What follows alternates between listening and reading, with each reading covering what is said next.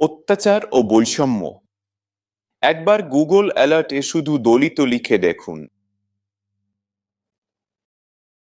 প্রতিদিন মহিলা বন্ধুবন ও ভদ্রলোকেরা প্রতি 30 মিনিটে, প্রতি 48 ঘন্টায়, প্রতি 6 ঘন্টায় আমাদের দলিতদের ওপর ধর্ষণ, অপহরণ, হত্যা বা কোনো না কোনো ধরনের নৃশংসতা ঘটে চলেছে।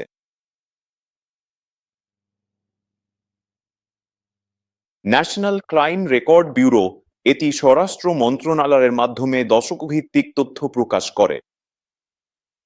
এতে বলা হয়েছে 2007 থেকে 2017 সালের মধ্যে এই দশকে দলিতদের ওপর নৃশংসতার ঘটনা 66% বেড়েছে। তাহলে নথিভুক্ত প্রমাণ আছে, তবুও আমরা স্বীকার করতে প্রস্তুত নই। কিন্তু জাতির রয়েছে সমাজতত্ত্ব, জাতির রয়েছে অর্থনীতি, জাতির রয়েছে রাজনীতি।